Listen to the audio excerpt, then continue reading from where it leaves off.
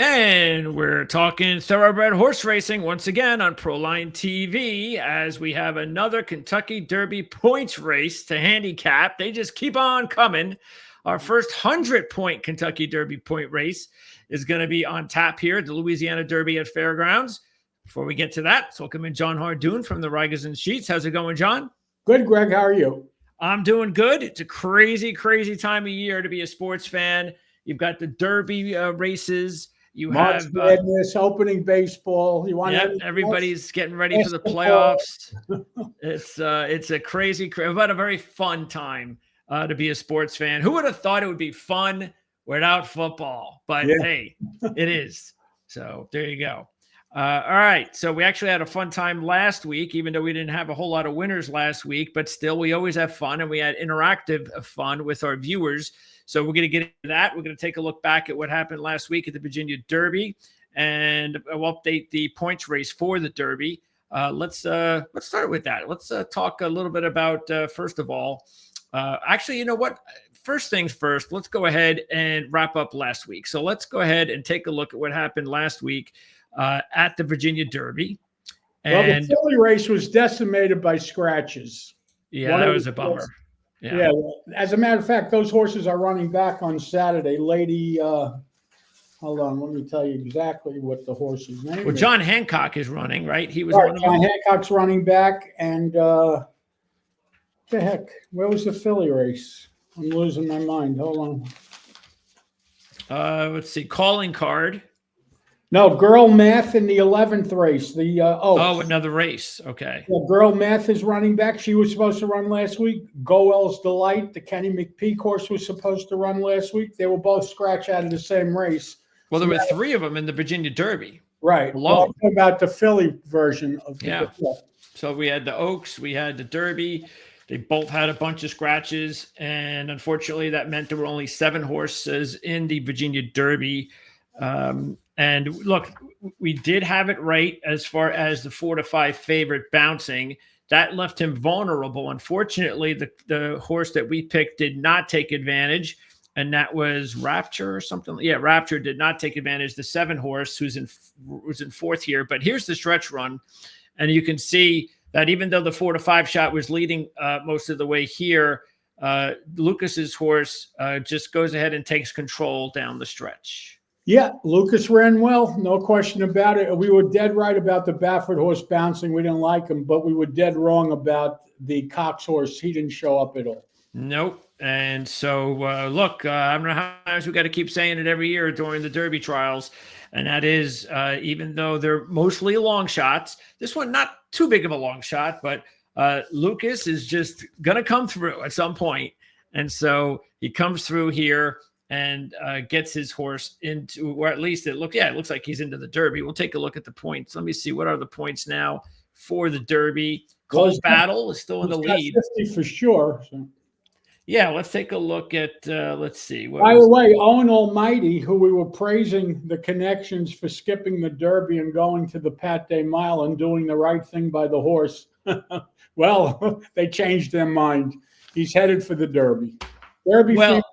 And the worst thing you could do is overrule a trainer, because the trainers are never wrong. So when a trainer doesn't want to run in a spot, listen to the trainer if you had any brains. But that's my opinion.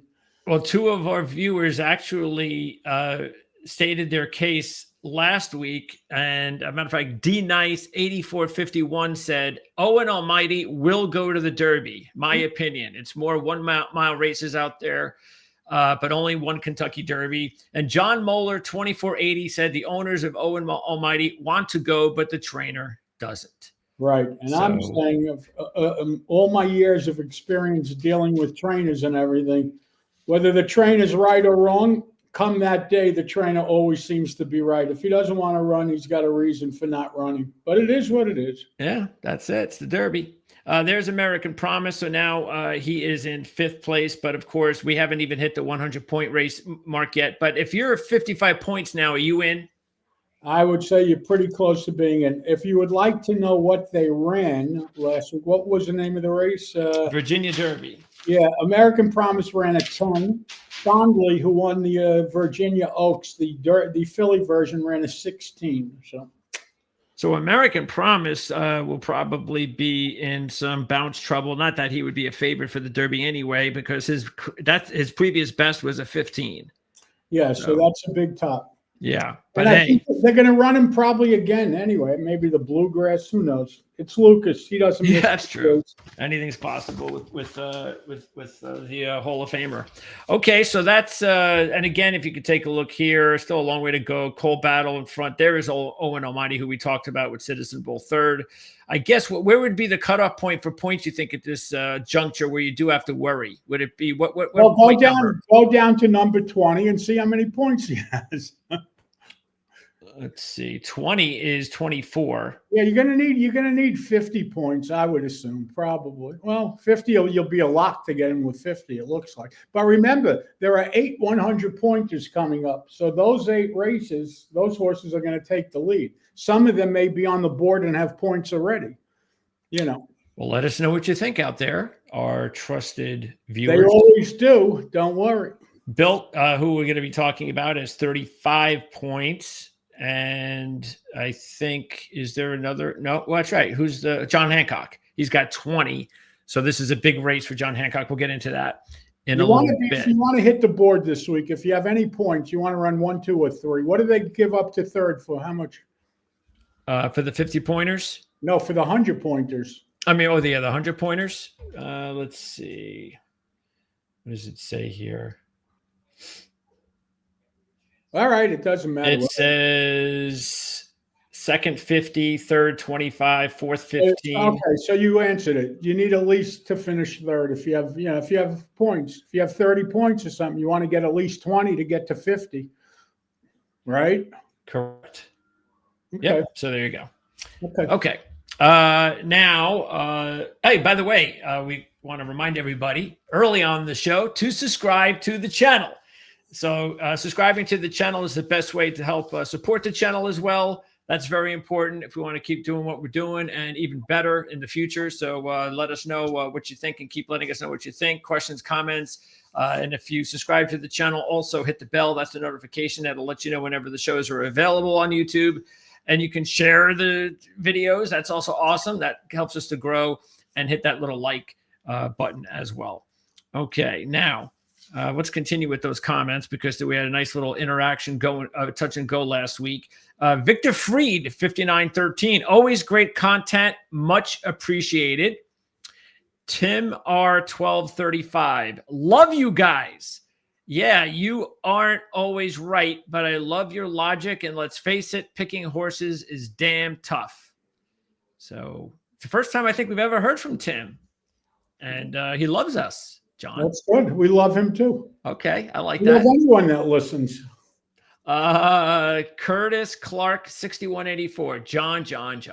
You're over exaggerating a right-hand turn. Come on. Now, we got a lot of back and forth with the Patch Adams deal last week. Yeah, well. Jockeys do this all the time. Chris McCarron used this tactic very well during his riding days. When he did it, they called it race riding. Okay, but not with his brother in the race.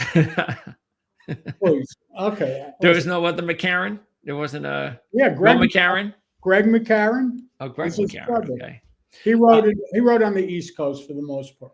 Okay. Kevin Pantera. 4 did not bother anybody. Kept a straight path and bothered somebody. Carried out the 7. All the Pat Adams folks. Very subtle. Jose Ortiz working with his brother. So he got it. Who was that? Who was that? Kevin Pantera. Kevin, you know what you're looking at. Way to watch races. Thank you. And he says, just race riding in the 4. If the 7 wanted the lead, he should have broken better and went faster. They were walking the first quarter and a half, so where was Patch Adams? That's half true. And 48 and not keeping up? Hello? That's true, but he got banged into. But enough with that. Can we move on? Let's go. What are we going to do? Rehash 3 weeks ago's race? One more. Actually, 2 more. L.A. Boyko. Patch Adams always has an excuse. Was never winning that race. Would not consider social media a reliable depository of reason. It has nothing to do with social media. It was my opinion on watching the race. That's all. And L.A. Boyko came back and said, this is important. He said, regarding Lee Reed. And, of course, Lee Reed was the viewer You blacklisted him, not me. you So L.A. Boyko said, he is a passionate fan of thoroughbred racing. The sport needs more like him. We all get carried away at times, but he's not a bad guy. Okay, please reconsider blocking him from the channel. So bring him back, give him another strike. I already did. Oh, okay. So if Lee wants, only if he had subscribed. Otherwise, well, again, no. Keep in mind, he could still have watched everything that, but he just couldn't comment. So now he can comment all he likes. And believe me, we take negative comments fine. You know, if someone that's fine. Yeah, sometimes you just can't get carried away. Having a debate with somebody, I could think I'm right, and they could think they're right. Yes, you know, but that's part of the game. That's anything in sports, anything in life. Everyone's entitled to their opinion. Yes, as long as it doesn't get carried away. And Bob XT2 on.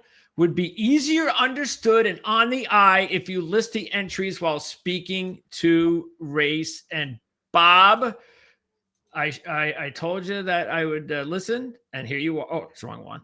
I had that all set up nicely. Wow, there it is. It'd be good too. All right, so there's the entries for the race. So we're going to give this a try and see how it goes. And you can see, look at the race that we're going to start with. It's the New Orleans Classic. It's race 9. I'm going to do bonus race number 10 a little bit later on. And then, of course, the big one is the Louisiana Derby coming up in a little bit. So let me go ahead and get us started with race number 9, John. And the morning line favorite is the 7, Sierra Leone. We haven't seen our boy Sierra Leone since he ran a 3 in the Breeders' Cup Classic. And after taking him, and I think we took him like 5 straight races, and he kept disappointing, even though his sheet numbers kept getting better. We stuck with our guns. We picked him in the Breeders' Cup Classic, and he finally came through, getting a win, running a 3. I picked Ferocious, by the way. I was wrong. Well, Fierceness. You did? Okay. Yeah, I picked against him. I got divorced from this horse. Okay. Remember, I said I had enough of him? All right, got it. So now here's the interesting thing about Sierra Leone in this race, John. And I know you, of course, you know this, but this horse is about to run his 10th race, and he's never been on Lasix before. Well, you can't run on Lasix as a 2-year-old. You can't run on Lasix in any stake races except for fairgrounds and Woodbine for the most part. Now, as older horses, you get to run on Lasix at fairgrounds and Woodbine. So he's taking advantage. He's allowed to get Lasix, and he's using it. So why not? Yeah, so he's going to be to beat, but we're going to try to see if we would like to do that here. Also, Hall of Fame is a 4-1 shot, a little bit behind Sierra Leone. But look, Sierra Leone is the heavy favorite at 7-5, and he's probably going to go off at what, 4-5? You think, John? Maybe less than that, and he's also the most likely winner in the race. But here's the good thing: when these horses come back off of long layoffs, the time to try to beat them is their first race back. Because listen, one thing we know for sure. He's not fully cranked to give his best performance on his first race back since last November 2nd. So maybe he's 80%, who knows? So at 80%, he is somewhat vulnerable. But again, I personally think he'll be tough to beat. If you remember his race last year at Fairgrounds, he was unbelievable that day. He was like dead last turning for home, and he ended up winning that race. It was the Risen Star last year. And Sierra Leone is coming off a 3 in that race. So we'll see if the time off makes him a little bit vulnerable here. And look, he's never been on Lasix before. So maybe that'll work against him somehow. It's not going to hurt him. I guess it won't, but you never know. It is. So the only thing that Lasix does is like, what's the main thing it does? It prevents a horse from bleeding. And that's the main thing. There's no side effects or... It's there to help him, to prevent him from... When a horse bleeds in a race, it could be catastrophic. It could lead to a 6-month layoff. There's a lot of problems when horses don't run on Lasix. So he's run on Lasix his entire career. Is that basically one of those things where the longer you run without it, the more of a chance that you're going to run into trouble? Well, of course.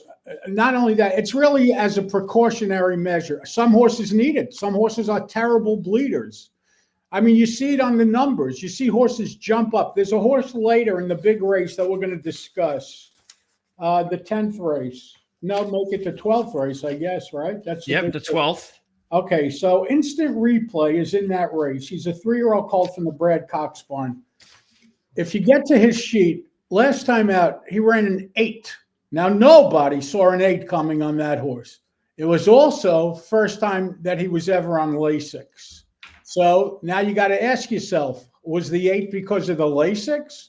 Or was the 8 because he's Brad Cox and he's getting better? Probably the Lasix. Well, probably a little of both. But when you make a dramatic jump up, now he's coming off of Lasix Saturday.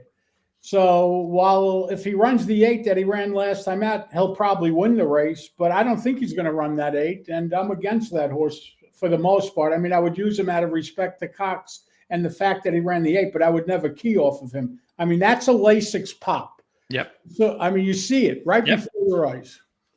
Okay, so let's go ahead and run through the field here in the Grade 2 New Orleans Classic. It's a $500,000 purse for 4-year-olds and up.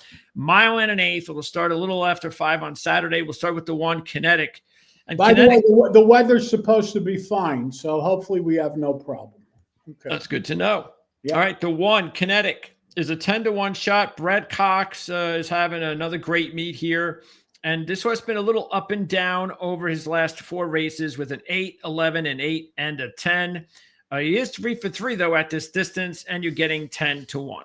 Yeah, so this is a case of where coming off of Lasix didn't make a difference to this horse because he ran the 10 last time out. You see the no Lasix there. 2 starts back, he had an 8 on Lasix. So chances are the last race was going to be a 10 anyway because, like you pointed out, he has what we call an alternating line, 8, 11, 8, 10. So he runs good race, bad race. Not that the bad races are so bad. So he's really sitting on an 8. And that's what I gave him. Yeah. And even if Sierra Leone wins, if he's 10-1, it's not a bad exacta. No. Okay. The 2 is Hall of Fame. Now, Hall of Fame, if you're going to take Sierra Leone, you probably don't want to have to take Hall of Fame if you can avoid it. You're not going to make much money there, but let's see about this horse at 4-1. You've got Ortiz on board. Of course, he's having a heck of a meet as Musin. This horse is coming off an 8, and that was actually maybe predictable because you had the 6 in January, and that was a 5-time best number on the sheets. But then he gets the 8. So yeah, it was good for him to win the race after he was predictably bouncing. He's won 3 straight races. He's 4-1. So what do you think about Hall of Fame? He's fine. You know, if he runs a 6, obviously he becomes a major player. You know, but he's 4-1, and there are horses that are like a point away at, like Kinetic, the 1 horse, and some other horses in the race. Touch Upon a Star. There are other horses in the race that could run that number. So because of the odds, I'm avoiding him. Even though his last 2 races, his last 2 races both at fairgrounds were 2 wins. So obviously he likes the track. He's 3 for 5 lifetime at the track. Yeah. But all right. The 3 is San Siro.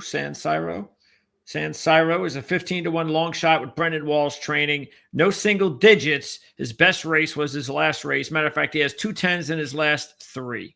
Well, yeah, I don't like him. He's a little slow. The line is okay, but the horse is a little slow. Okay, the 4 horse is Maycox Bay, a 12-1 shot. And Maycox Bay is coming off a 9. Matter of fact, he is similar to the other horse we just talked about. A little bit faster, though. He has 2 9s in his last 3 races. He's okay. He fits. He's another horse. Mike Stidham does a terrific job, so the horse is fine. The 5 is a very, very intriguing horse. Touch Up on a Star. How often do you ever see a horse 20 for 20 in the money? That is, that's an owner's dream. Wow. Touch Up on a Star is coming off also back-to-back 6s. The last time he had back-to-back 6s, he's a 6-year-old. He had that as a 5-year-old. He followed that up with an 8. And really, this horse hasn't done a whole lot of bad. So at 6-1, this is definitely a contender. Yeah, listen, the last 6 is very strong because off the 6 2 starts back, he had every right to react and bounce off of it, which he didn't do.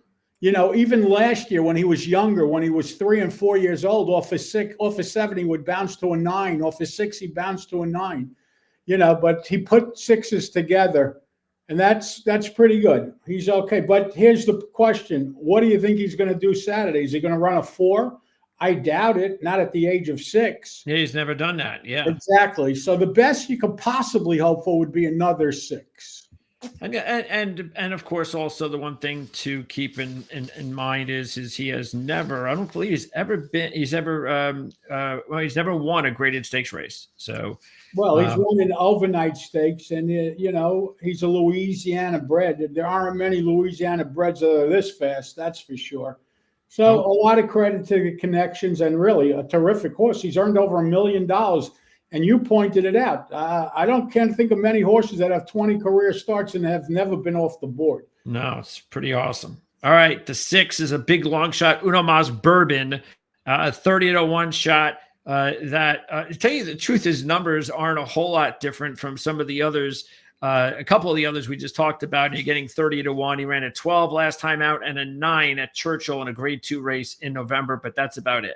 Yeah, I mean, if you cover the 9, I guess he has a 10 and an 11 to go back to, but I don't really like him. Okay, the 7 is Sierra Leone, of course. The 8 is Tarantino. Whoa, go back to Sierra Leone. I mean, look at how beautiful his sheet is. 8, 7, 6, 5, 5. He just kept getting better, even though he wasn't winning. Yes, it was crazy. I mean, so you're not gonna find a more perfect sheet than this. And he's the only thing that. By the way, he's also 9 for 9 in the money, but so he's got 11 more races to catch up to Touch Upon a Star. But yeah, that just shows you how Touch Upon a Star's feat, what he's accomplished, is really terrific. Yeah, I guess if you put Sierra Leone and Touch Upon a Star in a trifecta, maybe you throw in the 30-1 shot if you're lucky, and then maybe you come up with something. I don't know. However you want to do it, do it. But yeah, would this be, with your experience, that if you have a really good horse that's a closer and a really good horse that likes to set the pace, that the really good horse that likes to set the pace has it a little bit easier? Well, it depends. If he's loose on the lead, he has it a lot easier because Sierra Leone will have to overcome that. Closing into a slow pace is not easy, but when you're that much faster than the field, you find yourself much closer to the lead because you're naturally faster. He's not going to be 20 lengths behind. Yeah, no. But again, he does have to, worry about some, like you said, slow pace. It's a full field, right? Full field, good horses. Right. So they're not going to go great, slow. There are other speed horses in the race, so they're going to. Yep, there are. Tarantino's next, 15-1 shot, and Tarantino hasn't really. If you look at it, he had back-to-back wins late last season. He has been in the money lately, ever since the trainer change. But the fastest we've seen him are a couple of 7s late last year or summertime last year. Well, if you want to learn something, here we go. This is now a 7-year-old. And in my opinion, he's getting progressively worse as we go because last year he had 2 7s. And his last 3 races of the year, he never came back to the 7s. He ran an 8, then a 9, and another 9. So that's worse than the 7s. And then he comes out and runs a 12. Yep. So first race as a 7-year-old. Right. Yep. So it wouldn't surprise me if we don't see another 7 again in his career. Listen, take nothing away from him. He's done terrific. He's 7 years old. And unfortunately, he's a gelding. So he's either going to retire or just, run in these kind of races. And again, he's not the same horse he used to be. Now comes my little horse here that I can't ever pronounce his name. Yeah, but he keeps running good. I'll tell you that much. And he got 2 seconds. We needed him either of the last 2 times. Well, he ran second, I guess, in both of them. So those were okay. Yeah, as long as he helped make us some money on the exact. And I know I did at one of those. But anyway, he's an 8-1 shot. Horse who just continues to run, and he shows up. He doesn't seem to react. That's the interesting thing about him. Yeah, he's a 5-year-old that is coming off a 6. He did run a 6 last November. Had almost 2 months off and ran a 9. That was on a sloppy track though. Came back with another 6. He's never won at fairgrounds, but still, I mean, the one thing that I did notice here is that he's only been at this distance once, and it was his worst number. He ran at 12 in that race at Charlestown last Yeah, August. Charlestown, first of all, is a bull ring. It's a 5 track, like a mile and whatever is you go around 3 or 4 times. So you could forget that. Not only that, but the 12 was off the 7 with no wrist. And not only that, if you look, guess what? He had no Lasix that day. You see the end? Yep. No Lasix. Okay, so let's review this horse's sheet, and I'm going to tell you why he's really a pretty neat horse. Last year, he ran a 9 first out, and someone tried to actually claim him, and the claim was voided. How lucky was he? Wow. Someone tried to claim him. Anyway, he got back to the 9, and when he got back to the 9, what did he do? Instead of react, he made a new forward move to the 7. Yep. Right? Then he comes back. He works his way. He has that turf race in between. Throw that out, runs the 7, and off of the 7 without Lasix, he bounces to the 12, which is fine. You expect to bounce off of the 7. Then he finally gets back to the 7, and what does he do? He runs a new top of a 6, 2 starts back, right? Or 3. He goes 9. He goes from the 12 to 9.76. Right. Then he bounces off of the 6 to the 9, but guess what? He comes right back to the 6. Yep. This horse has a 4 in his future off of this line. It's going to happen. You don't say that often about 5-year-olds. Usually you'll see it as a 4-year-old. But the fact that he keeps coming back to the new top and breaking through, so if that's the case, he's supposed to break through this 6. I don't know if it's going to happen Saturday, but it's certainly a horse you should pay attention to. Problem with him is his running style. Looks like he's speed, and there's other speed inside of him. But that being said, he seems to go off a price every week. The interesting thing is, as good as he's running, the trainer decides to take the blinkers off. Why? I don't know, but just pointing it out. Is there a way to find out if he's ever had the blinkers off before? Yeah, you look in the form, just like you look for Lasix and everything else. Well, on the sheets, you see those parentheses in his first career start, 13 minus. The T was for trouble. That parenthesis mark means blinkers on there. So he wore blinkers since day 1. Okay. So, we don't want to share that. Okay. So next up is 10 Bishop's Bay, a 10-1 shot with a Red Ortiz Jr. First time he's on board here. Cox again, 2 for 2 at Fairgrounds, 7 for 7. Another horse that's never been out of the money. Coming off an 8. He's never been better than an 8, but he does have 3 8s in his last 4. Unfortunately, those 3 8s have come since June of 2023. So he missed a lot of 2024. When he returned in November, he returned with an 8, which is pretty impressive. But this year he's got a 12 and an 8, so at least he's on his 3rd race already. Yeah, the problem with this horse is, and you pointed it out, he's 5 years old and he only has 7 career starts. The good news is when he runs well. The problem is that he just doesn't have a long campaign.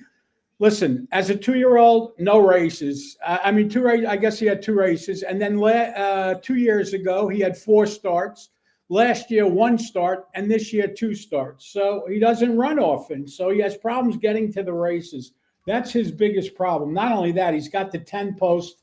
Yeah, he's got Irad Ortiz, but he's got one way to go, and that's to the lead. What's he going to do from the 10 post? He's not going to clear all the speed inside of him. So to me, he's only adding more speed to the mix. And Cox or no Cox, I don't like this horse in this spot. Okay, so if you had to choose between the 10-1 shots, would you go with the 1 over the 10 for Brad Cox? No, absolutely. Okay. All right. Who do you like, John? I like the 7, obviously, Sierra Leone. I'm going to try to get some prices underneath. I'm going to use the 1 Kinetic. I'm going to use the 5 Touch Upon a Star. And, of course, your Japanese horse, Komoro Bino Omido, or however the hell you pronounce his name. Yeah, I don't know. I don't even know if he's Japanese. I just made him Japanese. It's an interesting thing. The horse was bred in Japan. This horse is owned by one of the owners of California Chrome, Perry Martin, who's a little bit of a character, but he actually had another nice horse. California Chrome was a terrific horse, and now he has another horse. Okay. Well, I went 7 with 159. 7-1-5-9. All right. All right. So I am going to play this the only way I can play it if I'm not gonna if I'm gonna try to get Sierra Leone out of here, and that is that you and Sierra Leone just don't match. And so since you're back with Sierra Leone, I'm gonna jump off of them, and I'm gonna stick with my horse out there as my top play, the 9, and hope his breakout comes today, Saturday. And then I'll throw in the 2 instead, and then I'm also going to, let's see, there's also, I want the 10 for sure with his odds. And then I've got the 9 to 10. And then also the 5. We're going to do the 2, 5, 10 under the 9. You've got 7 over 1, 5, 9. And there you go. That is the New Orleans Classic. And that is going to get us started here on our show today. Next up is going to be, we're going to go all the way to race 12, and I'll do race 10 as the bonus race when we're done. And this is the Louisiana Derby. So this is the top race of the entire weekend. A mile and 1/8. A mile and actually, what is a mile and 3/16? A mile and 3/16. Not like a mile and 1/8, or huh? Is that like closer to a mile and 1/8 or closer to a mile and 16? Where is that in between? Don't you know your fractions? No, not a mile and 3/16. It sounds like to me that it is closer to a mile and a 16th.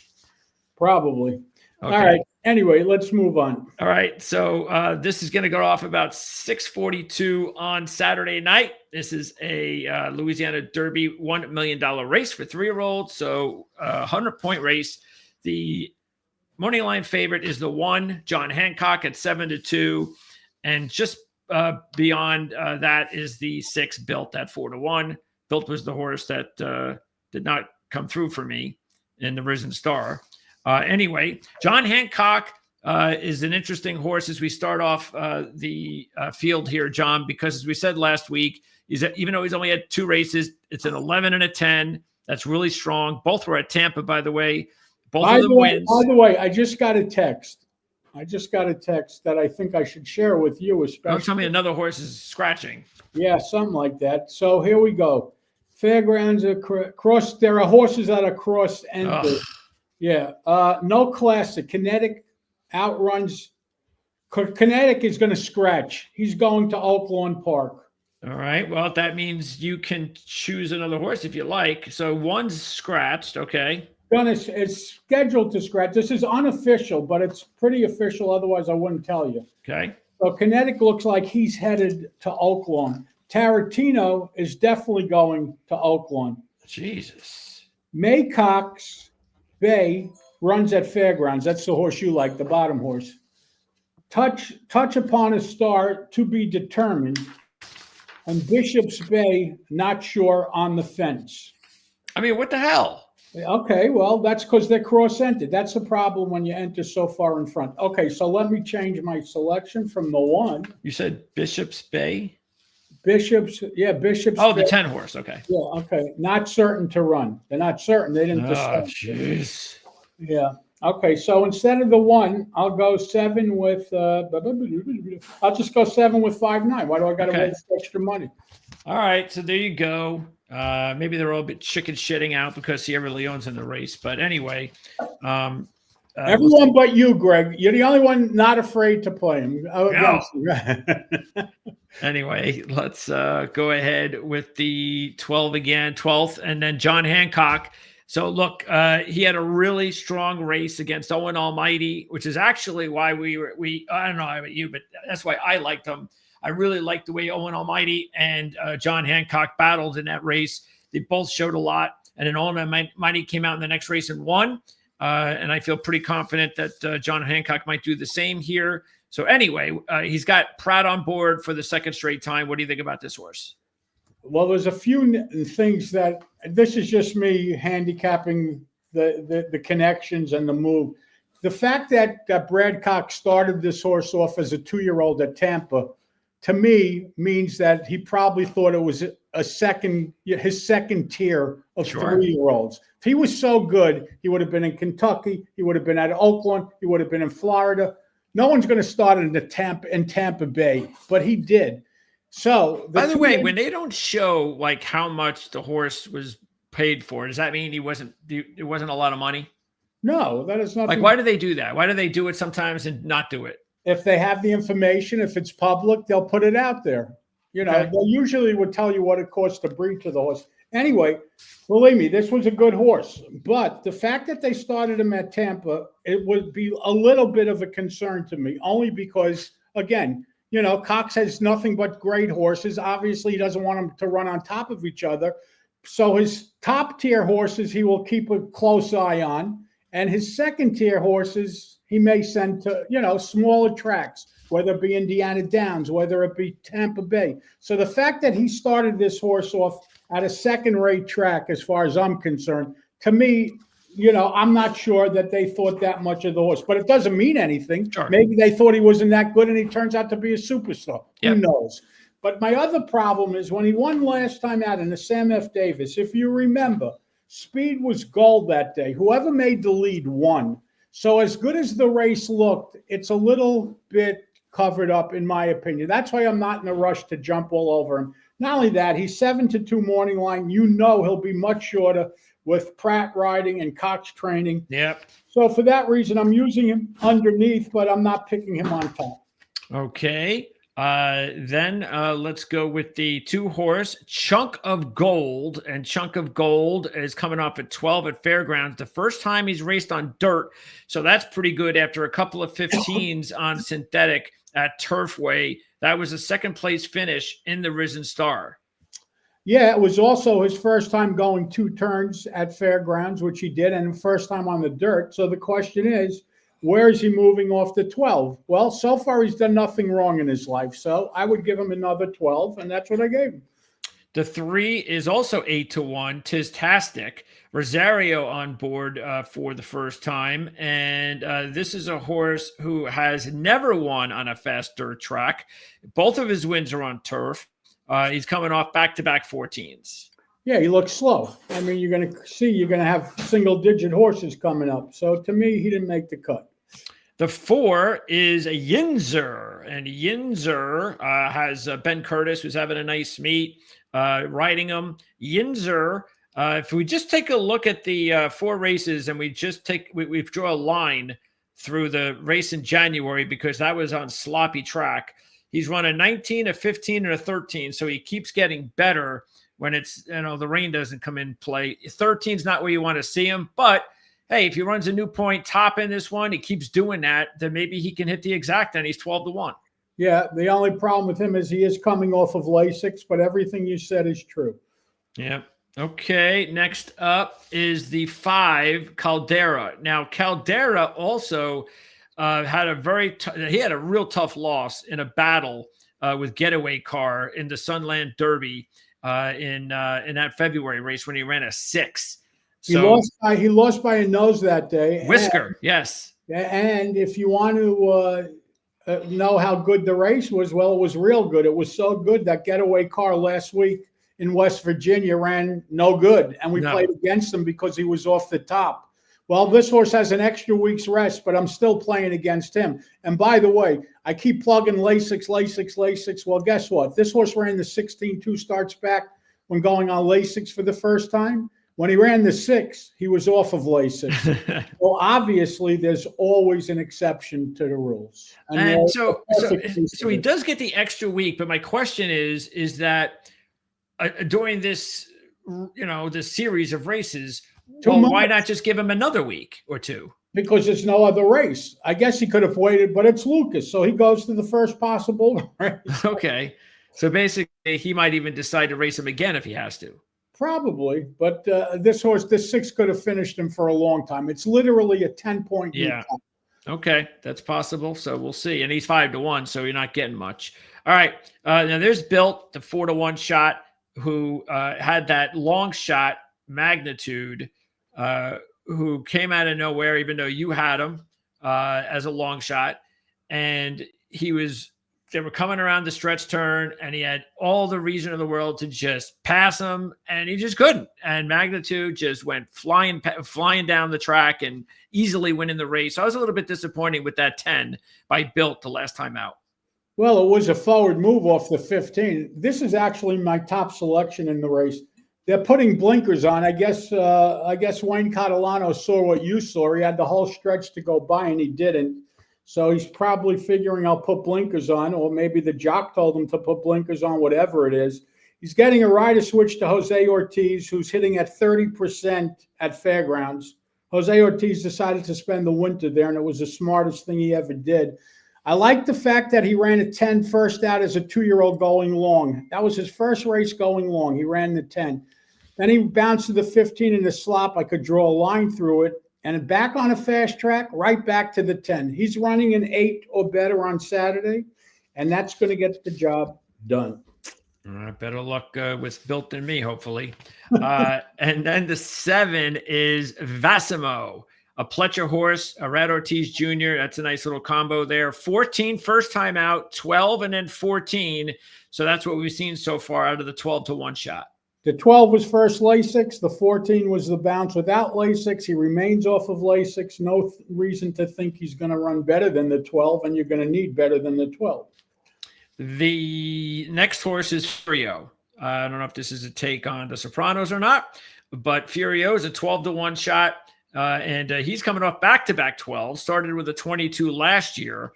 So what do you think about that second 12? It's fine. It was his first time going long. It was at fairgrounds.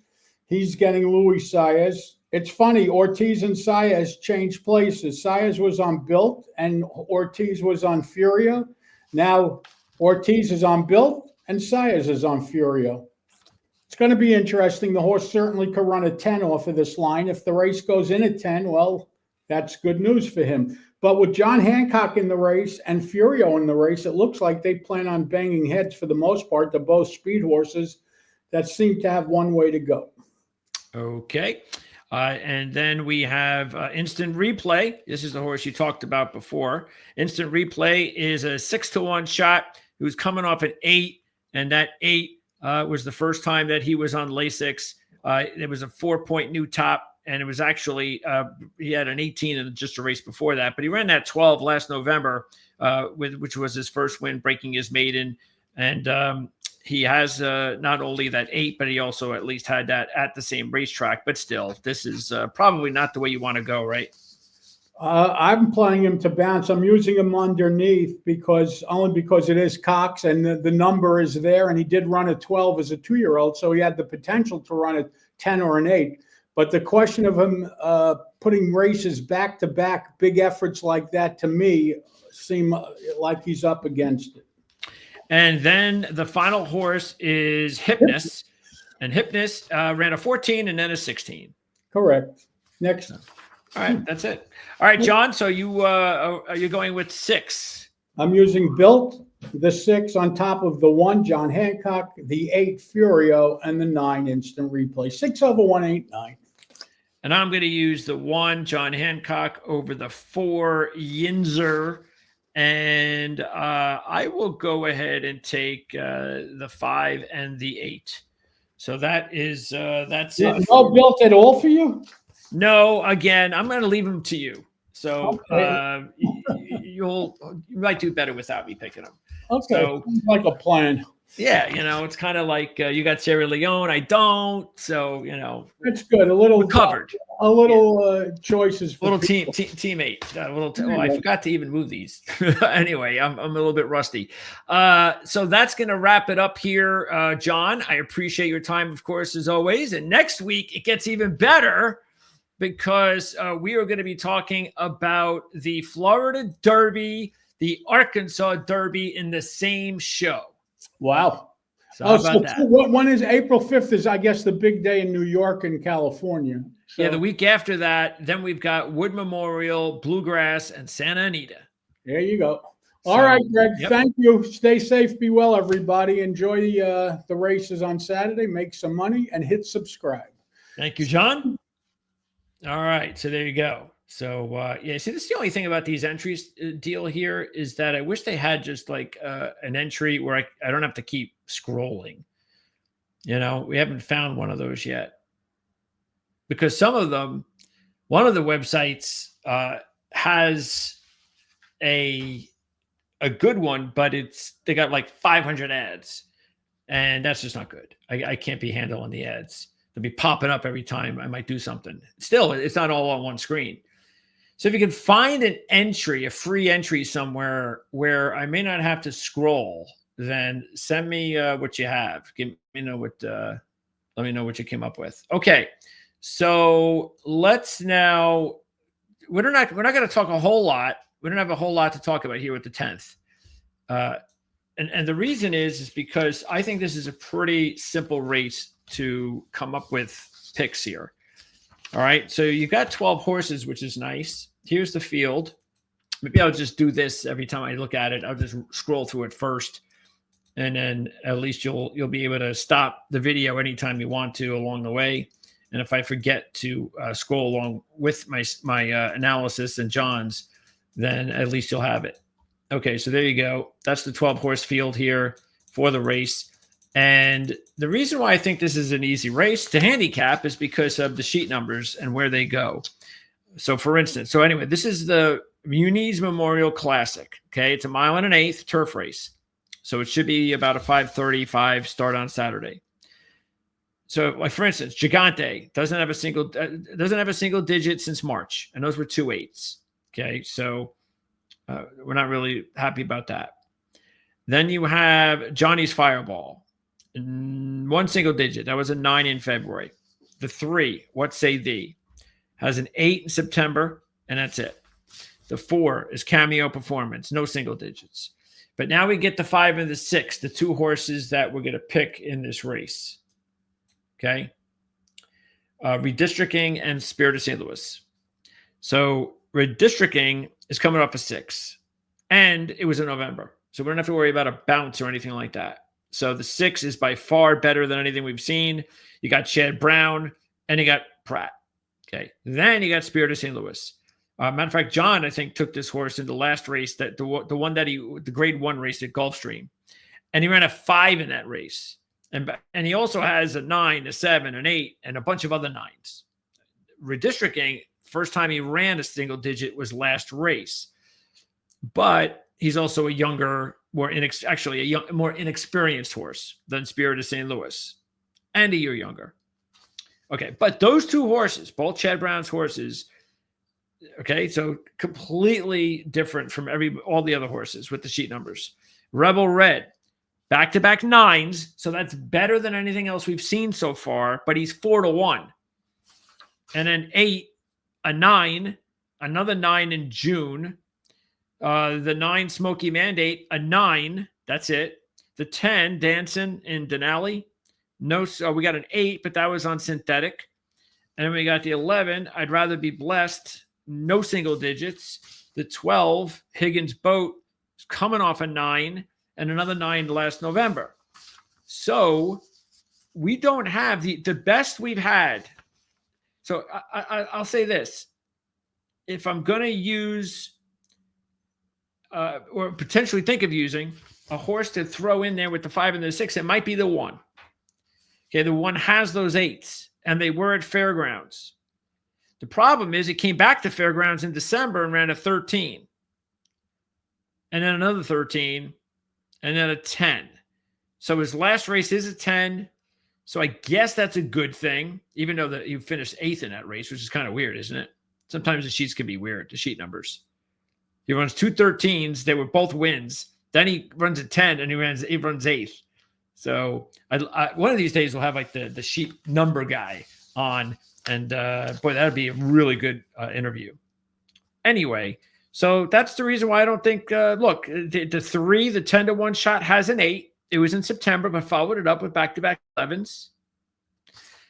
And I don't see any other reason. No, look, you're not going to get a good price on the 6 and the 5. Those are going to be the 2 heavy favorites, I would guess. Now, Rebel Red, hopefully Rebel Red takes money and makes the 5 and the 6 odds honest. I mean, Brilliant Birdie's also 5-1, but like, why? He does have a grade 3 win. He is, well, look, I mean, sheet number wise, it's a completely different analysis than if you don't use the sheets, because you're going to look at this among other reasons. But, look, 5 wins out of 7, a grade 3 win, very well trained, very good rider. I mean, the last 4 races, nothing bad, 9, 10, 10, 10, 10, 9, but it's 5-1. I mean, if this horse was 7-1 or 8-1, I'm like, yeah, let's put him in the mix. But why would I do 5-1 with nines when I could be doing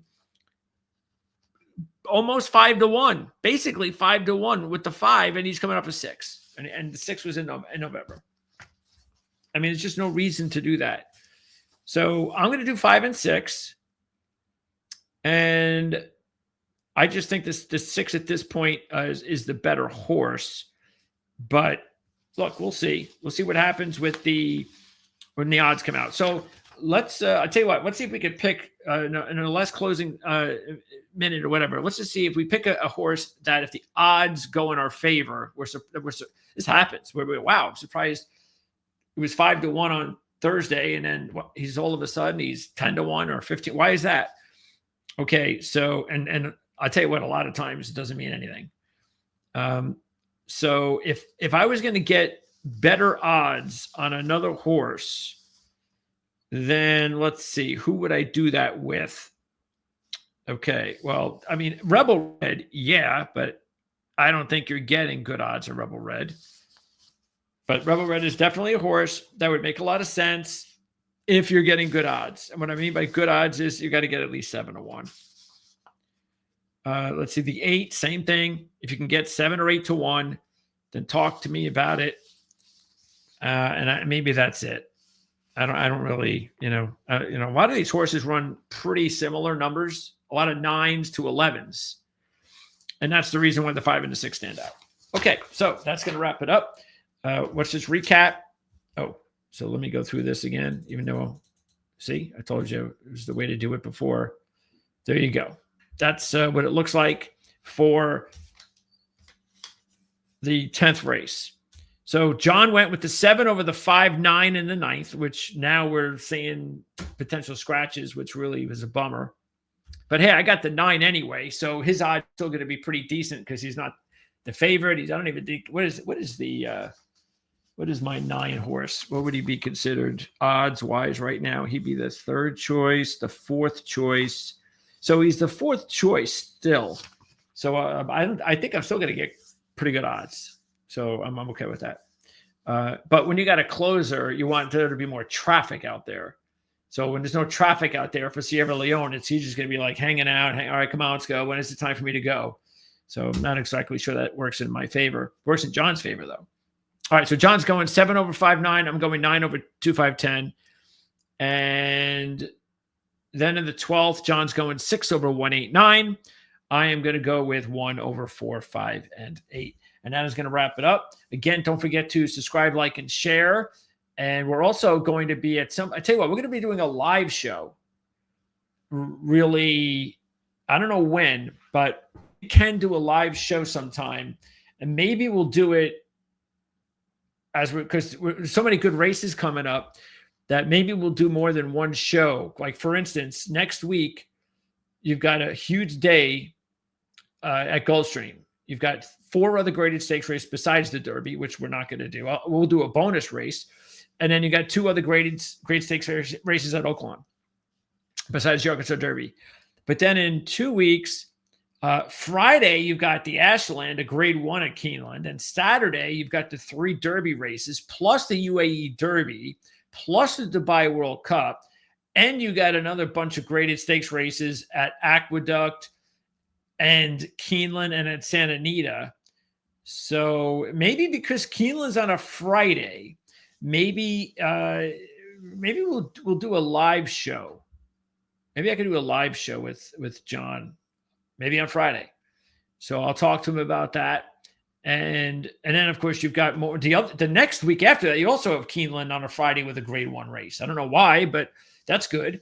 And then of course on Saturday is when you've got the grade 1 Jenny Wiley and then Lexington. You also have a grade 1 that week at Oaklawn.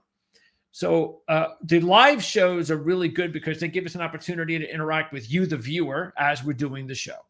So if anybody out there wants to see us do a live show and you can interact with us, let us know if you have any suggestions for a time of day, because it doesn't do us any good really to do a live show if we're going to do a live show and everybody's too busy because the only way they're going to watch the live show is when the live show is over and they come home from work or whatever they're doing, and oh, I missed the live show, but hey, I'm still watching the recording like I always do. So let me know if there's a specific time of day that you think would be good to do the live show. And then maybe I'll try to see if we can get Jon into doing either 2 shows on one particular week as a bonus live show, or one of these weeks we'll just do a live show. That might work out really well too. So that's going to do it. Hope everybody enjoys Saturday. I'm not sure if anybody else does basketball with March Madness. If you do, stick with us here at Proline TV, because we have wall-to-wall coverage of March Madness, and with everything else going on. We're covering NASCAR, Formula One, PGA Tour. We're covering what else are we covering? Obviously, we're covering the NFL. Not that it's the NFL time of season. We've got hockey. Matter of fact, we have some free picks tonight. If you're into hockey wagering, from Kevin Rogers, I got to post that as soon as I'm done recording this. So we got a lot of other things going on besides horse racing. And if you're into other things, then stick around and take a look at what else, some of the other videos that we produce, and let us know what you think about those videos as well. So thanks for tuning in. For Jon Hardoon and Greg DePalma, we will see you again next week right here on Proline TV.